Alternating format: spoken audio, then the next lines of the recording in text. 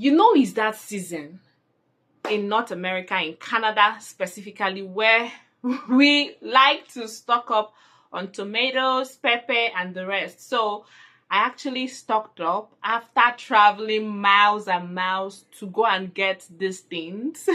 Hey, you see where I went to? I traveled like 25 minutes travel to the store where I went to get these tomatoes in boxes. And of course, after traveling that kind of distance, you don't want your tomatoes, your peppers to get spoiled. So I'll be taking you through the process of how I am able to preserve my fresh tomatoes for this particular video, such that it can last me a very long time, as long as 1 year. This is a trip I usually take once in a year because it's worth it, and it saves you time, it saves you energy, it saves you cost. This particular method is a method I tried out, and this method has been the banger. It doesn't take your energy, it doesn't even make you waste gas, make you waste electricity or whatever you use for cooking. It's just straight to the point, but you definitely need some ingredients. My name is Uche, and I create business, motherhood or parenthood and lifestyle videos here on YouTube and Facebook, depending on where you're viewing this. You're welcome to my space. Thank you, my OGs, my subscribers that have been here before now. I thank you so much for coming back. And if you're new here, please join the family. Join the family, come on, okay? Join the family by clicking the subscribe button, and please like this video because it helps YouTube to see that, oh, this video is worth engaging, and shows it to more people. Thank you. So let's drive straight in to the process, okay? You won't be seeing my face, you will just be seeing my hands and what I'm doing, but hey, enjoy the video. So here we want to wash our sink.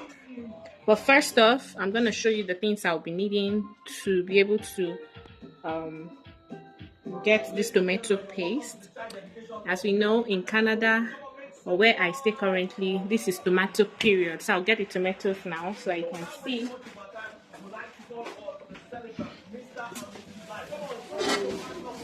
So these tomato in both shells, I got like quite a number of them. I think I got about six bushels. So this is half a bushel actually.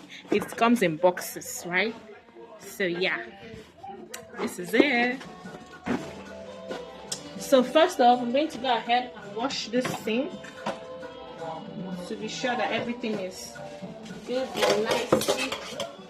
and nice. Wash everything, okay? Even though the sink is already clean, but just want to be extra sure.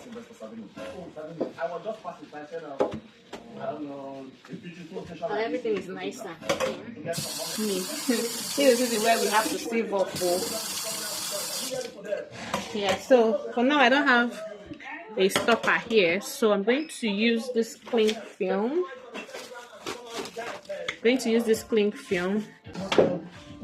The cling film will act as my stopper here. Yep. So that it prevents the water from going in while I wash my tomatoes. Yep. The next thing I'm going to be doing now is to pour in the tomatoes. Yeah. I'm going to wash it batch by batch. I'm going to put in some salt.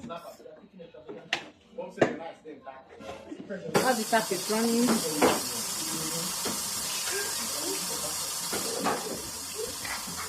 Please be generous with your salt.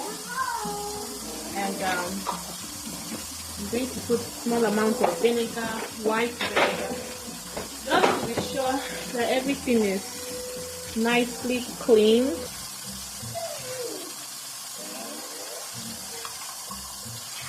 I'm Operation No Waste. I must rinse it all. Yeah, so I'm going to allow this to sit in.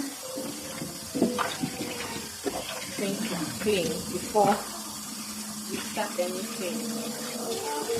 Yeah, so you can see now that cling film is working, so the water is not coming up. So you wash off the dirt, but first you allow this to sit for some minutes so that the salt and the vinegar will work well, and then we'll come back afterwards to continue the process.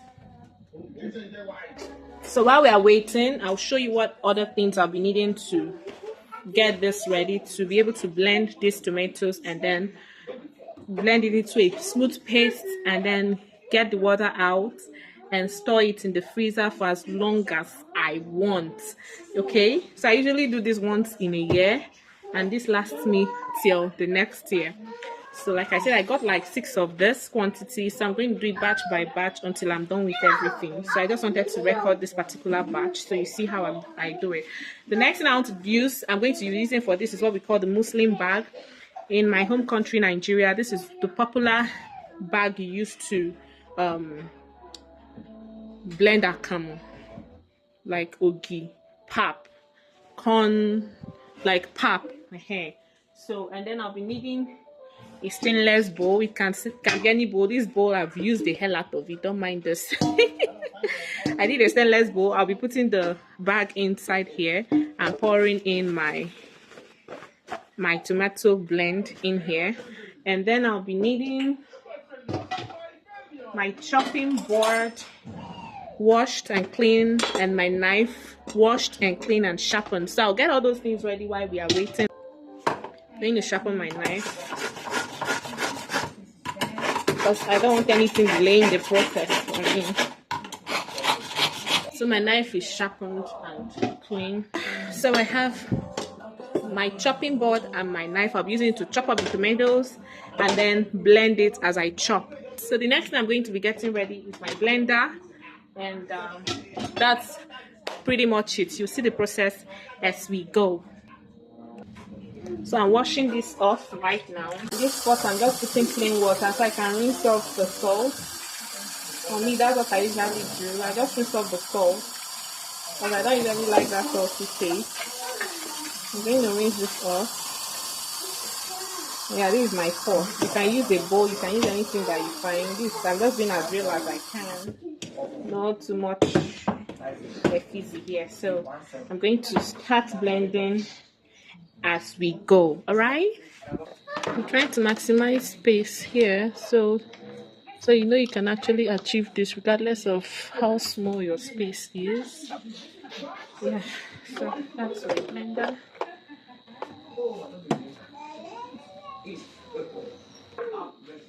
So I'm going to chop up this. I'm going to chop up this tomato in no defined manner, just to help my blender. Even though my blender is strong enough, but still, because it's strong enough doesn't mean I should now make the blender blades weaker. So I just love to help my blender. I'll do this off camera. So depending on your blender, you know what your blender needs. Some people add water, but me, I prefer not to add any water. Okay, so I just blend and that's it. So the next thing is to get this Muslim bag. Of course, your Muslim bag should be clean and washed, and the next thing you want to do is to pour in the tomato here. So you don't need to boil nothing. I learned this. My husband taught me this. He said his mom taught him. So before I used to boil, but this way is actually the way I do it now. So this thing will actually, just like tap, over time the water will begin to come out from here. Just ordinary water. It's not going to waste your tomatoes. It's just perfect, and you retain the tomatoes nutrients, right? So I'll keep doing that until I finish this whole batch, and then I'll show you what it looks like afterwards.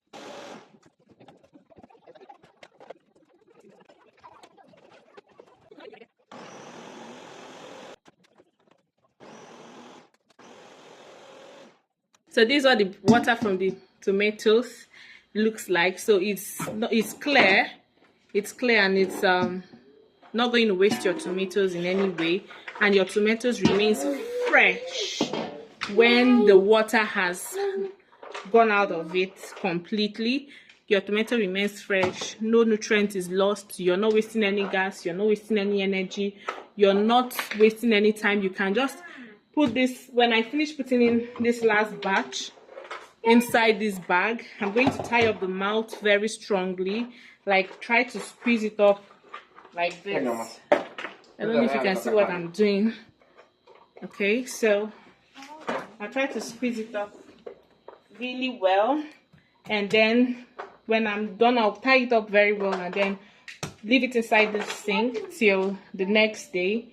Like, I'm shooting this thing at this video, as at the time I'm shooting this video is night, so I'll leave it till tomorrow morning, and I'll put something heavy on top of this and come back tomorrow and see the progress. Skin trees, I'm going to be putting it here.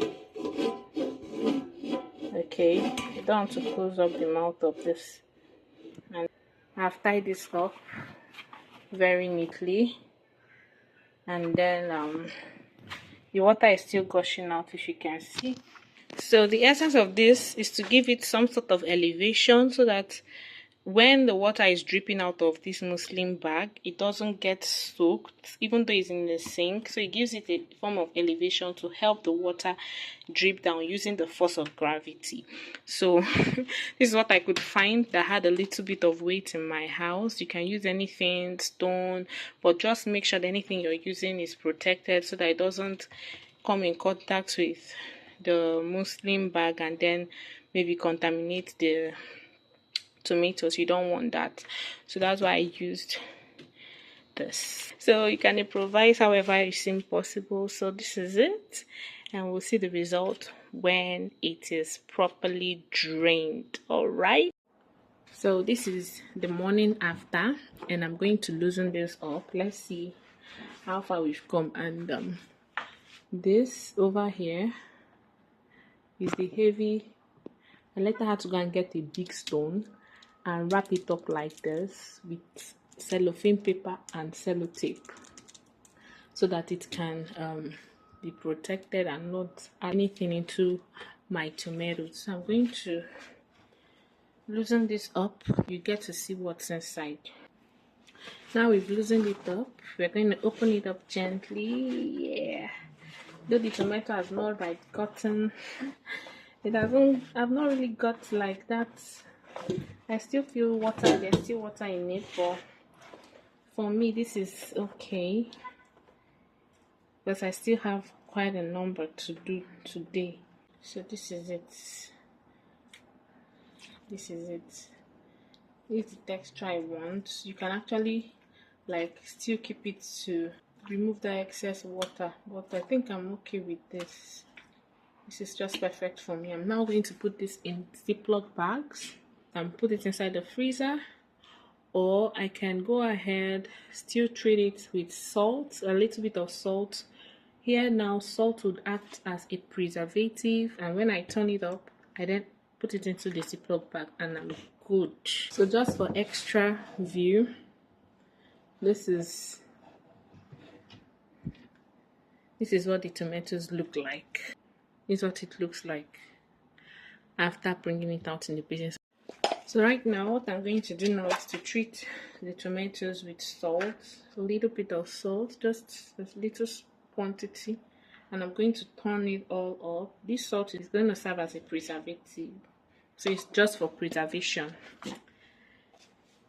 Yeah, and I'm going to turn that up.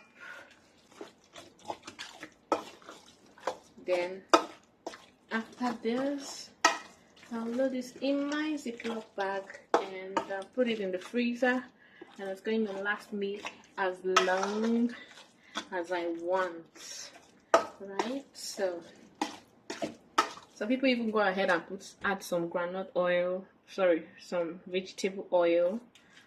Just do it to your preference, but for this is perfect for me. So this is what one box of tomato turned out to be. Thank you for watching. Please do well to like, comment, and subscribe. I love to read your comments. I love to reply your comments. Also share with me in the comment section what's the difference between what I did and what you usually do. What do you think I would have done differently? Which other method would you have said I should try? Let me see if it's possible for me to try it out. That's if at the time I'm reading your comment I still have fresh tomatoes, though, because I had to do the whole thing as a batch and store in my freezer. But let me know if there are other methods that you use to preserve your tomatoes. Nobody's an island. We all learn every day, right? So thank you so much for watching. See you in my next videos. Bye bye.